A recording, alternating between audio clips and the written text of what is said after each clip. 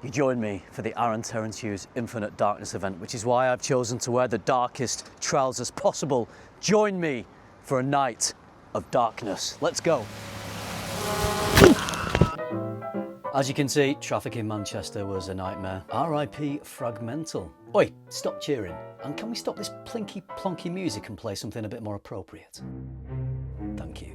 Join my disembodied voice as I take you into the world of Terence Hughes' Infinite Darkness. And it was pretty dark, actually. I felt like I was in an episode of Traitors. A bit too dark, if I'm honest, for my camera sensor. I would have got some better shots if it was slightly dimmed ambient lighting, but I don't think Infinite Slightly Dimmed Ambient Lighting would have been a good name for Aaron's new collection. Anyway, despite all this infinite darkness, hopefully you can get a sense of what's going on here. Which was drinks. I nailed a couple of these beauties before we headed down for the main event, and we entered into this bluey room, which was very atmospheric and a little bit creepy. If I wasn't already a ghost, I might have been a little bit scared at this point. Please enjoy these moody slow motion shots of candles. I was quite proud of them. And this is where I would have been sitting if I had had a body. Then the main man entered the auditorium to rapturous applause, looking infinitely dark. He greeted us all by saying, "My name's Aaron.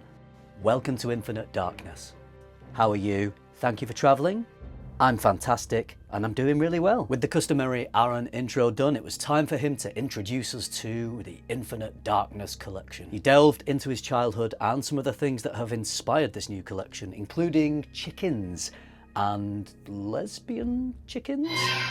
Aaron then went on to talk about some of the notes and compounds in the fragrances and showed us science, which was cool. Then, one by one, we got to smell the new collection, which consists of Noir, Noir Elixir, Legend, Noir, Requiem, and Noir Pour Femme. Noir, definitely a theme here. And Requiem probably feeling a little bit left out by not being called Requiem Noir. Since I was now a bloody skid mark on a Manchester road, I still wanted to help Aaron out with the Q&A, so I channeled my spirit into this creepy ventriloquist's dummy. As you can see, I am super interested in watching Aaron's hand rustle through these questions. I was actually just thinking about what I was going to have for my dinner and if puppets actually eat dinner. This was another great ATH event. It was atmospheric, it was moody, it was dark, it was infinitely dark, and I think it was even better than the previous event. It's always great to see Aaron, it's always great to smell new fragrances, and I really love meeting all the people that attend these events. Someone even brought a sealed, unopened bottle of Smolder, which we opened with Aaron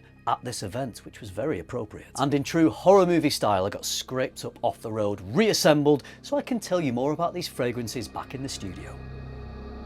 As you can see, I survived my fatal accident, which is just as well because I can now tell you a little bit more about each of the fragrances in the Infinite Darkness collection. Let's start with Requiem. The notes in this one are saffron, pink pepper, amber, myrrh absolute, vanilla absolute, cedarwood, benzoin, sandalwood, and civet. I wouldn't say that any one of these notes particularly stands out as being front and center, but I do really enjoy the way the myrrh absolute is working with the slightly creamy vanilla and sandalwood, and I feel like it's the civet that's maybe giving the fragrance just a little touch of darkness, depth, and complexity, but it never goes too dark. This is predominantly quite a sweet, very wearable fragrance. I guess Requiem is darker than a lot of fragrances. It certainly doesn't really have a lot of freshness. It does have a sweet woody character. Like I said, the myrrh gives it this lovely smooth depth and a slightly mysterious quality, but it is a very wearable scent. It's not so dark that it becomes challenging to wear in the slightest. This is nice. This is Noir. It has black pepper, neroli, saffron, nutmeg, cardamom, tobacco,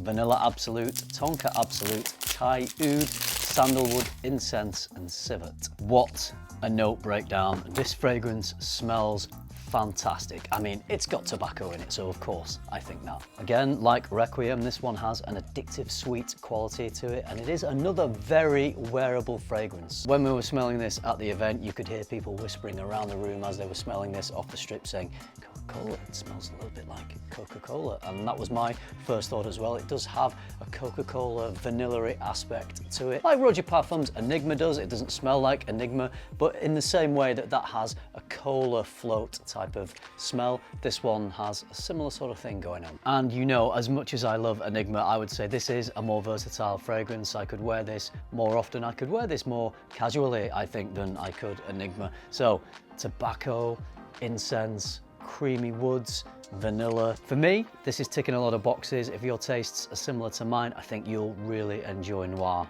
Let's move on to Noir Pour Femme. The notes here are vanilla absolute, mimosa absolute, brown sugar, blackberry, amber, musk, sandalwood, patchouli and civet. This one is a little lighter than Noir. It certainly has an elegance to it, but I wouldn't say that this is particularly only a female fragrance. I've worn this now a couple of times and I've really enjoyed it. Don't get me wrong, this will smell incredible on a woman, but guys, please don't be put off by the name here. Give this one a shot because I think a lot of you will still really enjoy it. The brown sugar, the florals, the musk, the civet, it has this beautiful streak of darkness running through it, but I feel like the mimosa lifts it quite a lot. I'd say this one has even more versatility than Noir. It doesn't have that cola element to it. It's more sort of powdery, creamy, musky florals with that sweet brown sugar. This is really good. Legend Noir is just a slightly darkened version of Legend. It's still got that bright fruitiness. The apple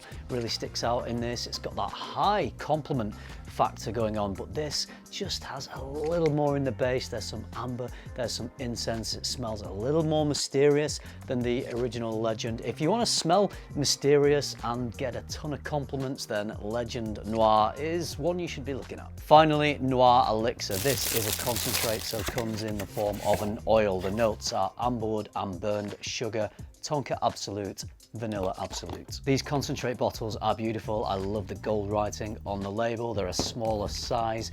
The precious oil safely contained in the middle of thick, chunky glass. So this is a dabber application because it is an oil. And when you first put this on, you get a little sort of sense of a chocolatey orange smell. And again, there were murmurings and whisperings around the room, people smelling this, saying that it reminded them of like a chocolate orange. And I think that is in the opening, which is why people felt that, because they were smelling the opening. As it settles down, it loses some of that fruitiness. I'm not quite sure where that's coming from. And it really just sits into that burnt sugar, the tonka, and the vanilla. I know we've got a lot of elixirs out there at the moment. Brands are cashing in on that label now, but this, more than most other fragrances, really deserves its name. The bottle looks like it contains some sort of magical elixir potion. This is very potent stuff, very indulgent and addictive. There we go, a little bit of info on the ATH Infinite Darkness collection. Going off the name of this collection, you might think that